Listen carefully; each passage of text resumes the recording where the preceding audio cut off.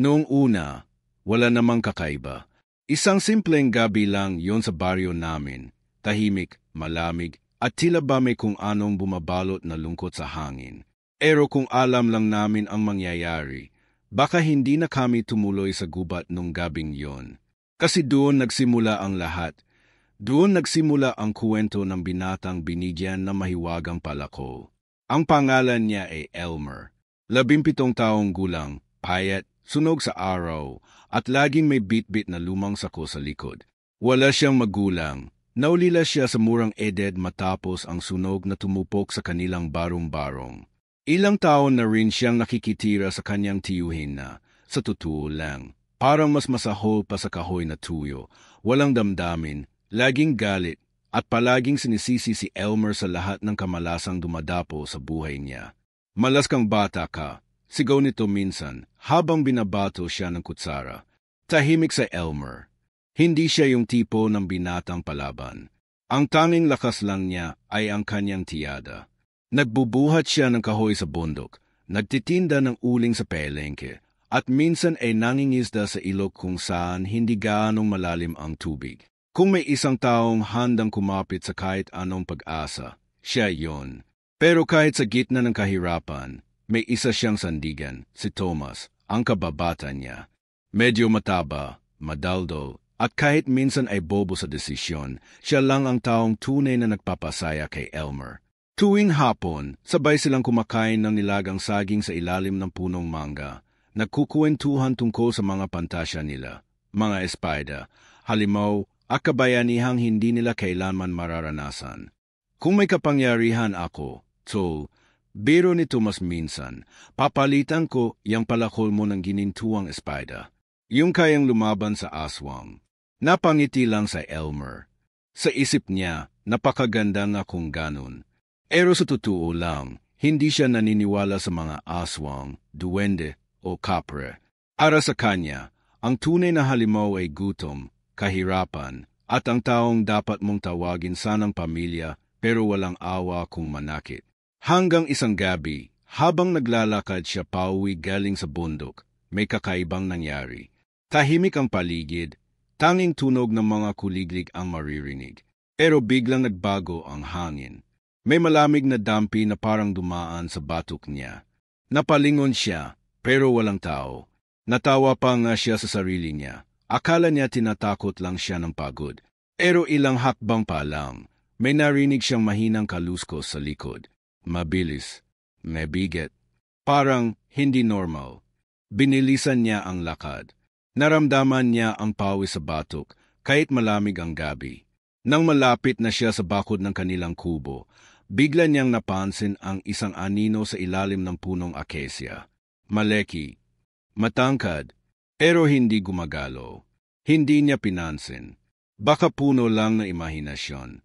Pero kinabukasan, may kakaibang nangyari sa lugar kung saan niya narinig ang kaluskos. May mga bakas ng paa sa lupa. Hindi pangkaraniwan. 3 daliri lang. Malaleki. At tila ba may kuyom na mga kuko ang bawat bakas. Hey naku, baka baboy ramo lang yan. Sabi ni Thomas nang ikuwento niya ito. O baka ikaw lang yan, gutom lang siguro. Ngunit nang dumaan ang mga araw, lalo pang lumalala ang mga kakaibang nangyayari. Minsan, paggising niya sa umaga, may mga kalmot ang poste ng bahay nila. May mga manok na nawawala sa mga kapitbahay. At ang mas lalong nakakatakot, isang gabi, nakita niyang may matang pula na nakatitig sa kanya mula sa dilim. Tila ba umaaligid sa paligid ng kanilang tahanan. Pero sa kabila ng takot, kailangan niyang magpatuloy sa trabaho. Isang umaga, maaga siyang umakyat ng bundok para magputol ng kahoy. Doon niya unang nakita ang palakol. Nasa ilalim ito ng isang puno, makintab, mapula, at tila ba umilaw sa liwanag ng araw. Wala itong kalawang.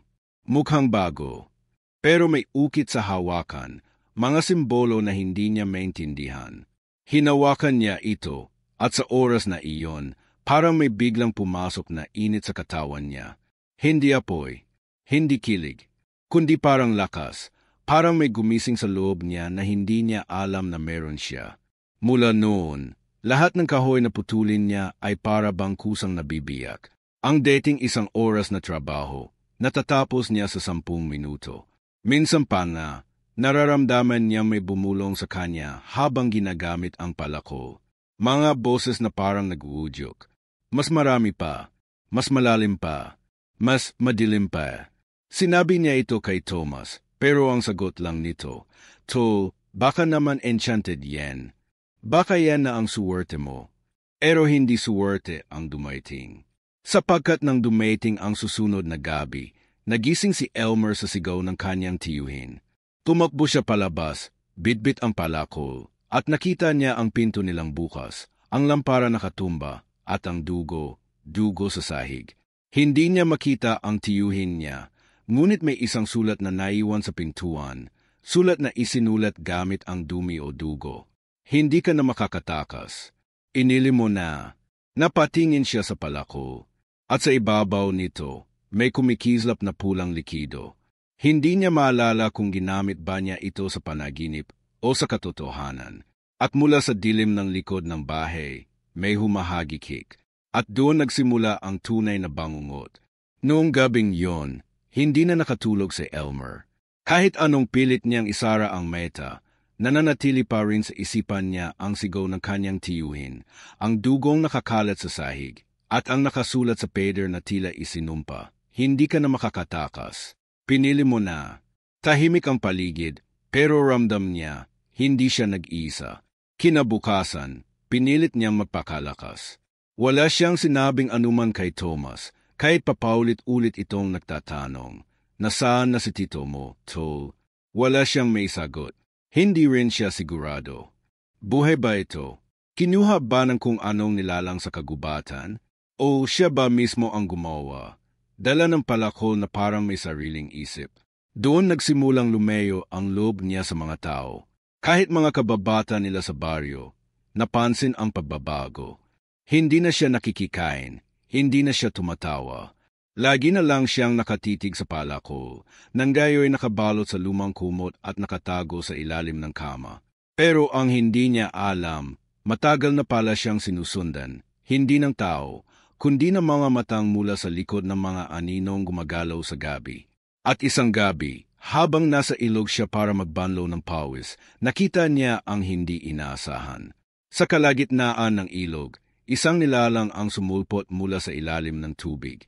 Ang balet nito ay makintab na kulay berde, may palikpik sa mga braso, at ang meta ng nilalang na hindi na tao, pero hindi rin halimaw. Shokoy. Ngunit hindi ito mukhang nananakit. Sa halip, dahan-dahang lumapit. "Elmer," sabi ng nilalang sa malalim pero malungkot na tinig. "Anak ng dugo at kasaysayan. Napili ka na." Napaetra sa Elmer. "Anong sinasabi mo? Sino ka?" "Alam mo na kung sino ako. At alam mong hindi normal ang hawak mong palako. Galing ito sa nakaraan ng iyong ama, na hindi mo kailanman nakilala." Arang tumigil ang oras sa sinabi niyang iyon.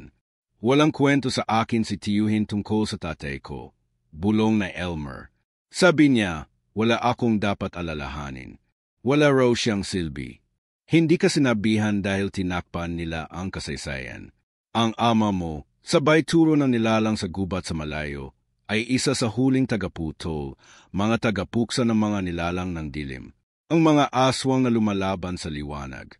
Bumigat ang dibdib na Elmer. Parang hindi totoo. Parang kathang-isip lang. Pero biglang may kirot siyang naramdaman sa palad niya. Pagtingin niya, may bakas ng animoy lumang marka, 3 linya na hugis kandila, na tila baunti-unting lumilitaw sa balat. "Hindi mo yan ginusto," wika ng Shokoy, "pero ikaw na ang natirang may dugong tagaputol. At ang palakol, yan ang huling sandeta mula sa mutya ng gubat. Hindi ko ito gusto," bigas na Elmer. "Wala akong pakialam sa mga aswang, sa mga sumpa, o sa kung anong tagaputol na sinasabi mo. Gusto ko lang tahimik na buhay. Gusto ko lang hanapin ang tiyuhin ko. Gusto ko lang makalimot." Tahimik ang Shokoy. Tumitig ito sa kanya, at sa muling paglubog nito sa ilog, may iniwan ito sa bato, isang lumang kabibi, nangingintab at may hugis mata sa gitna. Kung kailangan mo ako, hawakan mo yan habang binabanggit ang pangalan ng ama mo, si Mariano. Pagkabalik niya sa kubo, tila mas mabigat ang hangin. Hindi na niya nagawang kausapin pa si Tomas. Pilit siyang lumalayo. Hindi dahil galit siya rito, kundi dahil ayaw na niyang madamay pa ang kaibigan sa kung anuman ang nagaganap. Isang araw, habang naghuhukay siya sa likod ng bahay para ilibing ang lumang trapal na puno ng dugo, na natagpuan niya sa gubat, may dumating na matanda. Mahaba ang buhok, may balot ang meta, at may daladalang baston na gawa sa balinghoy. May nilapitan na naman ang palakol, ani na matanda, at mararamdaman na ng dilim na muling bumangon ang dugo ng tagaputo. Albularyo ka, tanong ni Elmer, nanginginig. Hindi. Ako ang tagabante ng palako, ang tagabante ng lihim ng lahi mo. At kung hindi ka handang tanggapin, yen, mamamatay ka.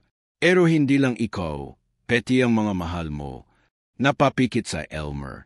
Sa isip niya si Tomas, si Aling Nena sa tindahan, ang mga batang palaging kumakaway sa kanya tuwing umada. Lahat sila, inosente. Magsisimula tayo bukas. May mga bagay kang kailangang matutunan. Dagdag na matanda. Ngunit tandaan mo ito, hindi lakas ang tunay na kapangyarihan, kundi ang kakayahang lumaban kahit natatakot ka. Sa mga sumunod na araw, sinimulan ni Elmer ang kanyang pagsasanay. Sa ilalim ng buwan, nag-ensayo siya ng paghataw gamit ang palako na sa tuwing ginagamit niya, tila ba gumagaan at sumasabay sa bawat galaw ng kanyang katawan. Inag-aralan niya ang mga sagradong pangalang binubulong ng hangin. Inakinggan niya ang mga kwento na matanda tungkol sa 4 na halimaw ng silangan, mga pinunong aswang na muling nabubuhay tuwing ika-4 na dekada. Ngunit sa kabila ng lahat, may tinig sa loob niya na tumatanggi. Hindi ako bayani, sabi niya sa sarili. Hindi ako tulad ng ama ko. Hindi ako handa. Ngunit isang gabi, pagbalik niya mula sa ensayo, wala na si Tomas. Ang kanilang punong mangga ay naputo. Sa tabi ng natumbang puno, isang pepel ang nakadikit sa balet nito, ang sulat kamay ni Tomas. Elmer, may mga anino na sa paligid. Sana tama ang desisyon mo. Kung di mo ako matagpuan sa loob ng 3 araw, hanapin mo ang kuweba sa likod ng talon. Nanlamig ang buong katawan na Elmer. Hinanap niya ang kabibi at pinagmasdan ang mata sa gitna nito. Gayo'y unti-unting nakakaroon ng liwanag. At sa hangin, muling narinig niya ang hagikik, mas malapit, mas matalim. Hindi agad kumilos sa Elmer. Nakatayo lang siya sa tabi ng punong mangga. Hawak ang pepel na iniwan ni Tomas, habang ang kabibi ay mahigpit na nakasara sa palad niya.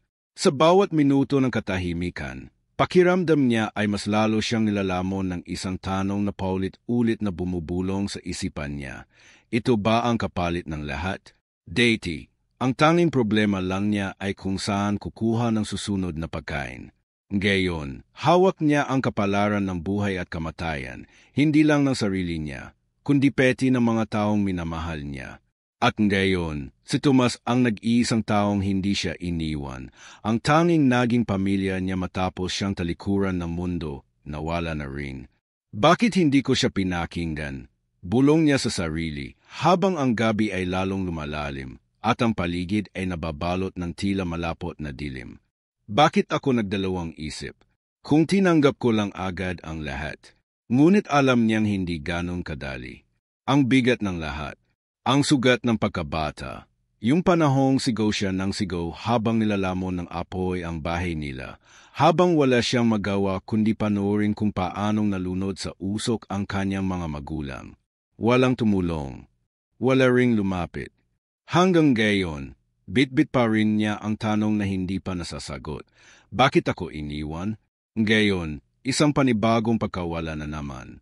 At sa bawat hakbang niya palayo sa punong mangga, pakiramdam niya ay tila lumalalim ang hukay sa puso niya.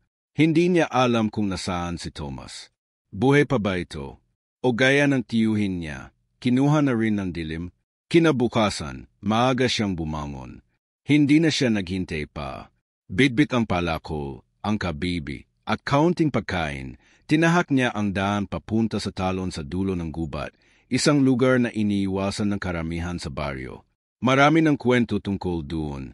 May mga nawalang bata, may mga hayop na natagpuang wala ng laman ang tiyan, at may mga boses daw na bumubulong mula sa loob ng kuweba. Habang papalapit siya, napansin niya ang pagbabago sa hangin. May bigat, parang may nakatingin, at sa bawat liko ng daan, pakiramdam niya ay may aninong sumusunod. Sa una, akala niya ay imahinasyon lang. Pero nang maramdaman niyang may malamig na hininga sa batok niya kahit wala namang tao, tumigil siya. Luminga siya sa paligid. Wala. Ngunit sa gilid ng paningin niya, may mabilis na dumaan, itim, mahaba, at tila ba gumagapang sa hangin. Muli niyang dinakma ang palakol. Nanginig ang kamay niya, hindi dahil sa takot, kundi sa bigat ng katotohanan ito na ang simula ng digmaang hindi niya ginusto. Pagdating niya sa gilid ng talon, bumungad sa kanya ang kuweba. Madilim, tahimik at tila ba humihinga.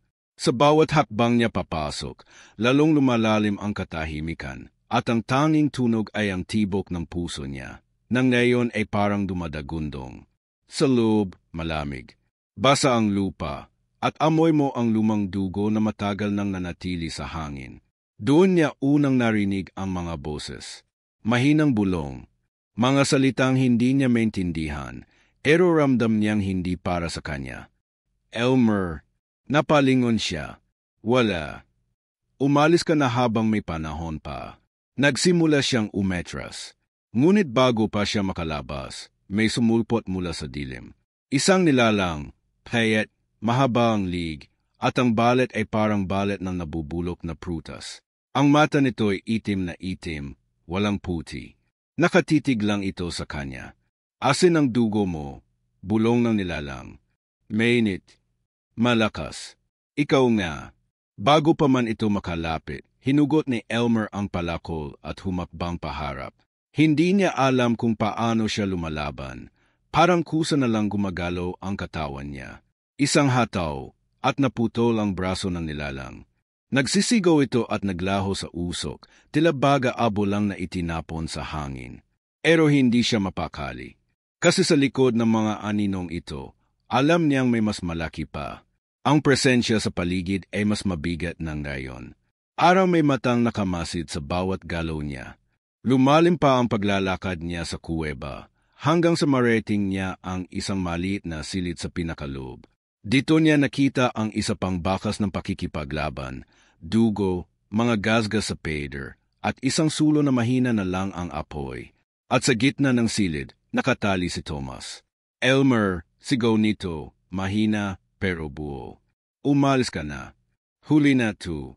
Pero bago pa siya makalapit, lumitaw sa pagitan nila ang isang babae. Puting-puti ang buhok, may balat na tila alikabok, at mata na dilaw ang kulay. Humahawak ito ng tungkod na may nakakabit na lumang bungo ng hayop. Sa wakas, bulong nito, ang anak ni Mariano, ang huling sagabal sa pagbabalik ng kadiliman. Tumingin si Elmer sa babae. Akiramdam niya ay kilala niya ito, pero hindi niya matandaan kung saan. Bakit mo siya kinuha? Tanong niya, nanginginig. Para masaktan ka, sagot ng babae habang dahan-dahang lumalapit. Dahil ang sakit, ang takot ay pintuan sa loob ng iyong kaluluwa. At kapag nabuksan na ito, doon papasok ang dilim. Napalunok sa Elmer. Ang kabibi sa bulsa niya ay nag-iinit. Ang palakol ay tila may sarili ng pintig. Sa harap niya, ang matalik niyang kaibigan. Sa paligid, ang dilim na handang lamunin siya. At sa likod ng babae, unti-unting bumubukas ang isang anino na may hugis tao, matangkad, nakayuko, at may mga matang pula na kumikislap sa dilim. Nakaupo lang siya sa malamig na lupa ng kuweba, habang sa harap niya, si Thomas ay nakagapos pa rin. Palid ang mukha, nanginginig, pero pilit pa ring lumalaban sa takot. Sa likod ng mahiwagang babae, unti-unting lumalabas ang nilalang mula sa anino. Mahaba ang katawan nito, parang gawa sa usok pero may laman. Mata lang ang malinaw, dalawang pulang apoy na nakatingin ng diretso kay Elmer, parang butas na tumatago sa kaluluwa niya. Hindi niya alam kung paano, pero napatayo siya. Napakapit sa palako. Hindi dahil handa na siyang lumaban, kundi dahil wala na siyang ibang hawakan. Elmer, mahinan ngunit mariing sabi ni Thomas, umalis ka na. Hindi mo pa kaya, to. Hindi pa tayo handa. Pero hindi siya umalis. Sa halip, hinugot niya ang kabibi mula sa bulsa. Nang hawakan niya ito ng mahigpit, biglang lumitaw ang liwanag mula sa gitna ng kabibi. Isang mata na kulay asul na tila nagmamasid at nagbabantay. Pagkislap ng ilaw, isang matinding hangin ang dumaan sa loob ng kuweba at ang nilalang sa likod ng babae ay biglang umurong. Hindi umalis pero umetras, parang nagulat. Sumigaw ang babae, hindi pa siya handa. Hindi pa ngayon. At sa isang iglap, naglaho sila, kasabay ng isang malamig na ihip ng hangin na parang humigop sa buong silid. Naiwan sina Elmer at Thomas, tahimik, hingal na hingal. Nagmamadaling tinanggal na Elmer ang lubid kay Thomas at agad silang lumabas ng kuweba. Kahit madilim, kahit mapanganib, mas gusto na nilang harapin ang mga ligaw na hayop sa gubat kaysa ang aninong nakita nila kanina. Pagdating sa isang ligtas na bahagi ng kagubatan, naupo silang dalawa sa ilalim ng punong balete. Salamat! Bulong ni Thomas habang nakatitig sa kabibi sa kamay na Elmer. Akala ko katapusan ko na. Tahimik si Elmer. Hindi niya alam kung anong sasabihin. Sa loob niya, isang bahagi ang gustong sumuko na. Ayaw na niyang maramdaman uli yung takot na iyon. Pero habang nakatingin siya kay Thomas, na ilang araw nang kinulong, ilang beses nang muntik mamatay para sa kanya, alam niyang hindi na siya pwedeng umatras. Hindi pa tutapos, mahinang sambit niya, at babalik sila. Mas malakas, mas madilim. Kinabukasan, bumalik sila sa tagabante, ang matandang lalaki na tila laging alam kung anong susunod na mangyayari. Galit ito nang malamang tumuloy si Elmer sa kuweba. Sinabi ko na sa iyo, hindi ka pa handa, sigaw na matanda. Ang nilalang na yon ang anino ng silangan. Isa sa 4 na haligi ng kadiliman. Kung hindi ka maghanda, hindi lang buhay mo ang mawawala, peti ang buong baryo. Handa na ako, sagot na Elmer, mahina pero buo. Mula noon, nagsimula ang mas matinding pagsasanay. Sa araw, naglalakad sila sa kagubatan, hinahanap ang mga natatagong nilalang na maaaring maging kakampi o kalaban. Sa gabi, tinuturuan siya na matanda kung paano gamitin ang kabibi, kung paano pakinggan ang bulong ng mutya, at kung paano ang palakol ay hindi lang sandata, kundi isang buhay na bagay, may alaala, may kasaysayan, at may hininga ng daan-daang tagaputol na nauna sa kanya. Pero kahit pa natututo siya, may bigat pa rin sa dibdib niya. Minsan, habang nag-iensayo siya ng pag-atake, bigla siyang napatigil. Napaupo siya sa damo at tinakpan ang mukha. Lumapit si Thomas at tahimik na umupo sa tabi niya. Hindi ko alam kung kaya ko talaga, to, sabi na Elmer, halos pabulong. Pakiramdam ko, ginagamit ko lang yung galit, yung sakit. Pero kapag nawala na yon, anong natitira sa akin? Hindi agad sumagot si Thomas. Pero maya-maya, marahang binikas, kahit takot ka, kahit puno ka ng galit, nandito ka pa ring. Lumalabang ka pa ring. At yon ang mahalada. Pero habang lumalalim ang gabi, dumadami rin ang senyales ng paparating na panganib. May mga hayop na biglang nagwawala. Tila ba may naaamoy silang hindi kayang ilarawan. May mga batang biglang nakakasakit, binabangungot gabi-gabi. Sa baryo, may mga tao nang bigla na lang nawawala. At sa langit, tuwing hating gabi, may kakaibang ulap na dumadaan, itim, mga bigat, at parang nagdadala ng aninong walang hanggan.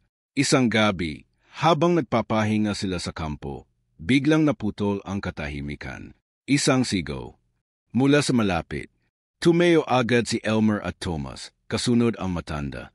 Tumakbo sila, at pagdating nila sa isang bahagi ng gubat, nakita nila ang isang babae, baliw ang meta, duguan ang damit at walang saplot sa paa.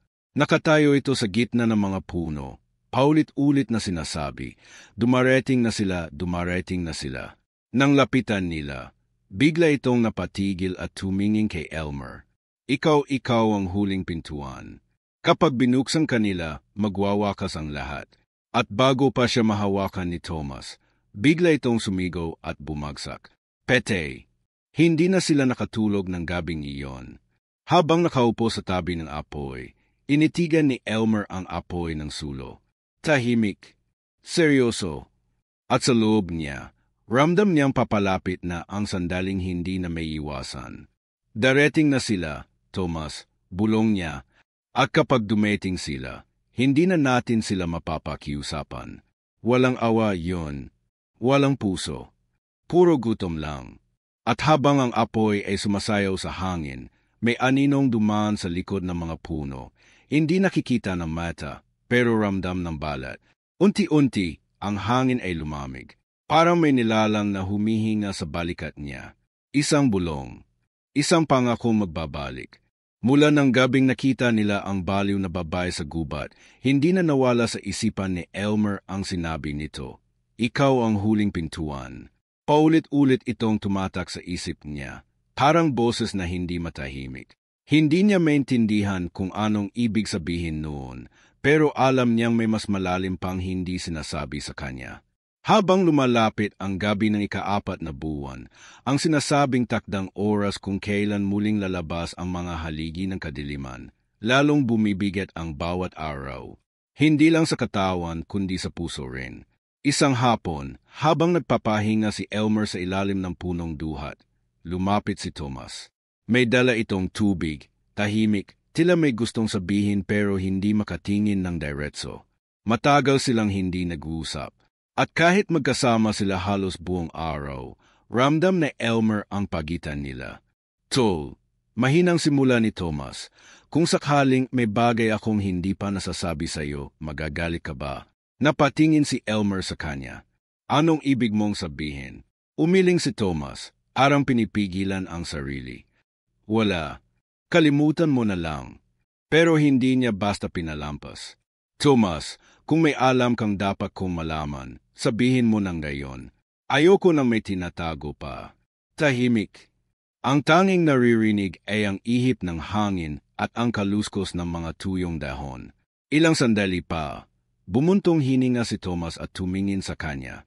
Elmer, hindi lang aksidente na ikaw ang nakapulot ng palako. Nanlamig ang buong katawan na Elmer. Ano, matagal ko nang alam kung sino ka. Matagal ko nang alam ang tungkol sa taga-Puto. Ang totoo, hindi ako basta-bastang taga-baryo lang. Tumayo si Elmer, hinigpitan ang hawak sa palako. Ano ka ba talada? Ang pamilya ko, mga taga-Bante ring. Mga taga-subaybay ng linya ng taga-Puto. Ako ang inutusan na bantayan ka, kahit bata pa lang tayo. Bantayan? Hindi makapaniwala si Elmer. Ibig mong sabihin lahat ng pagkakaibigan natin utos lang. Hindi, agad sagot ni Thomas. Totoo ang lahat, Elmer. Hindi ko ginusto na itago sa iyo. Pero may mga batas, may mga panatang sinumpaan ang pamilya ko. Kaya hindi ko pwedeng sabihin noon. Pero ngayon, wala na sa tinang oras. Kailangan mo nang malaman ang lahat. Himap bang palayo si Elmer, pilit nilulunok ang bigat sa lalamunan. Parang lahat ng pinanghahawakan niya ay biglang gumuho. Sa gitna ng lahat ng ito, mga halimaw, sumpa, palako, mutya, ngayon pa siya tinarakan ng isa pang sugat. Mula sa taong pinagkakatiwalaan niya. Pero bago pa siya makapagsalita, biglang yumanig ang lupa. Isang napakalakas na pagyanig, kasabay na malalalim na tunog mula sa ilalim ng lupa. Sumigaw ang mga ibon, nagsitakbuhan ang mga hayop mula sa gubat. Sa langit, biglang nagdilim kahit wala pang tekip silim. Lumabas ang matandang taga-Bante mula sa silungan, dala ang baston niyang may mga ukit. Nagising na siya, sabi nito, mabigat ang tinig. Ang unang haligi, ang aso ng kanluran. Isang nilalang na hindi sumusunod sa batas ng buhay o kamatayan. Mabilis silang nagtipon. Habang dumidilim ang paligid, nagsimula ng pumasok sa baryo ang kakaibang hangin, malamig, malakit, at may amoy na parang nasusunog na balat. Isa-isa na ring naglalabasan ang mga aninong deity na nanatiling lihim sa likod ng gabi. May mga nilalang na gumagapang sa bubong, mga matang pulang nagliliwanag mula sa damuhan, at boses na sumisigaw mula sa hangin. Ibalik siya, ibalik ang pintuan. Sa gitna ng kaguluhan, may isang matanda mula sa baryo ang lumapit kay Elmer. Wala ito sa tamang wisyo, parang lito, pero may hawak na kahon na yari sa kahoy na luman at bogbog. Ito'y para sa iyo, sabi ng matanda, bago hinimatay. Binuksan na Elmer ang kahon. Sa loob, may isang lumang salamin, basag-basag na. Ngunit sa tuwing titingnan niya, hindi niya nakikita ang sarili niya. Sa halip, iba't ibang mukha ng mga lalaking hindi niya kilala, pero pamilyar. May isang mukhang hawig sa kanya. At sa bandang likod ng salamin, may nakaukit. Ikaw ang susi, hindi ang sundalo. Ang susi ay may kapangyarihang magbukas o magsara. Muling nanlamig ang kanyang kamay. Habang nakatingin siya sa salamin, napagtanto niya, hindi lang siya ang tagapagmana ng palako. Hindi lang siya mandirigma. Siya ang pintuan. Siya ang daan. At kung tama ang hinala niya, ang mga nilalang ay hindi lang gustong patayin siya, gusto nilang buksan siya. Gamitin siya bilang daanan na mas masahol pang nilalang, ang mismong puno ng lahat ng kadiliman. Elmer, tawag ni Thomas, habol ang hininga. May sumalakay sa silangan ng baryo. Kinakaladkad nila ang mga tao. Hindi na sila nagtatago. Lantaran na ang digmaan. Pero hindi na makasagot si Elmer. Sa isip niya, gumugulo ang katotohanan. Bakit sa dami ng maaaring maging tagaputo, siya pa? Bakit ang kanyang ama, at ngayon siya? Biglang may liwanag mula sa kabibi. Nang tingnan niya ito, may bagong ukit na lumitaw sa gilid. Kung bubuksan mo ang daan, maghanda kang harapin ang wakas. At sa di kalayuan, mula sa ulap ng alikabok at usok, lumitaw ang isang nilalang na may katawang parang abo, may pakpak ng paniki, at may 3 ulo na nagkakagaitan sa lig ng isa't isa. Ang aso ng kanluran ay dumating na, at ang kanyang pangalan ay pagkawasak.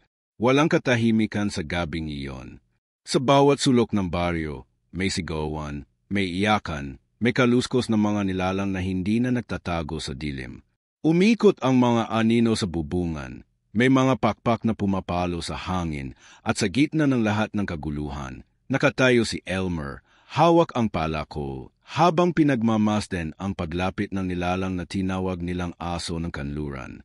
3 ulo ang meron ito, isa'y parang buweya, ang isa'y tila lobo na walang meta, at ang huli mukhang tao, pero sunog ang balat at nakangiti. Malaki ang katawan nito, kulay abot putik, at sa bawat hakbang ay nanginginig ang lupa.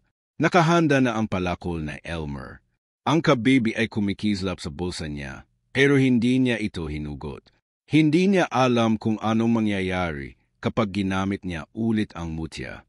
Natatakot siyang baka hindi na siya ang makontrol nito. Elmer, sigaw ni Thomas mula sa likod, nasa likod mo lang ako. Kahit anong mangyari, lalaban tayo. Tumingin si Elmer sa kanya, may bakas ng pasasalamat sa mata. Pero hindi na niya nasabi ang gusto sana niyang sabihin. Sa isang iglap, sumugod ang halimaw. Parang kidlat ang bilis. Umikot ito sa air, bumagsak sa lupa, at naglabas ng kakaibang sigaw. Isang alingaungaw na parang sabay-sabay na huni ng hayop at iyak ng bata. Napapikit si Elmer, tinakpan ang tenga, pero agad din siyang sumugod. Inampas ang halimaw gamit ang palako.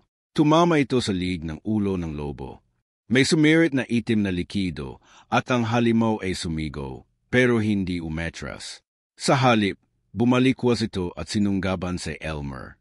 Tumilapon siya sa lupa, ramdam ang kirot sa likod, ngunit pinilit niyang tumayo. Hindi siya pwedeng sumuko. Hindi gayon. Sa gilid ng kanyang paningin, nakita niya si Thomas na sinasagupa ang isang aninong nilalang. May hawak itong sibat at bagaman hirap, hindi ito umetras. Pero sa isang iglap, isang aswang na may pakpak ang lumundag at sumunggab sa kanya. Thomas, sigaw na Elmer. Nabitawan ni Thomas ang sibat. Ang nilalang ay kumagat sa balikat niya at ibinagsak siya sa lupa. Tumakbo si Elmer, buong lakas na hinampas ang aswang. Naghilab ito, sumigaw at naglaho sa hangin. Ngunit si Thomas, duguan, halos hindi na makagalaw. Elmer, hingal nito. Tuloy mo. Huwag mong hayaan na magtagumpay sila. Hindi kita iiwan. Umiyak si Elmer, nanginginig ang boses. Wala akong ibang pamilya, Thomas. Bulong ni Thomas habang ang kamay niya'y hinawakan ang kabibi sa bulsa na Elmer. Oras na.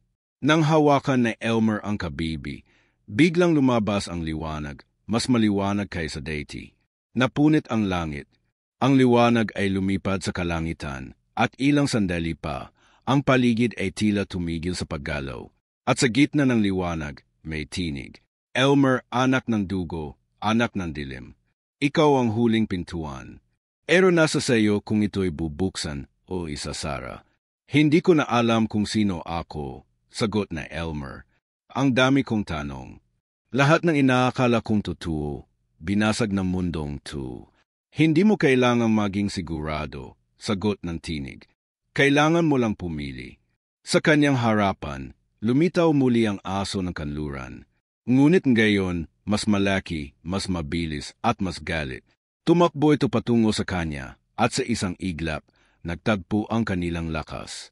Sumigaw si Elmer at sa huling sandali, itinaas niya ang palako, ngunit hindi niya ito ibinaba. Sa halip, ibinato niya ang kabibi. Sa oras na tumama ang mutya sa halimaw, pumutok ito ng liwanag. Ang anino sa paligid ay nawala. Ang mga nilalang ay sumigaw. At ang halimaw ay napatigil, tila ba nasusunog sa liwanag ng mutya. Ngunit sa gitna ng liwanag, may bumalot na usok kay Elmer. Isang malamig na kamay ang tila humawak sa puso niya. At sa huling bulong, bago mawala ang lahat sa paningin niya, may narinig siyang tinig. Salamat, anak. Sa wakas makakatulog na ako. Pagdilat niya, nakahandusay siya sa gitna ng baryo. Wasak ang mga kubo. Sunog ang ibang puno. Wala na ang mga halimaw. Wala na ang liwanag.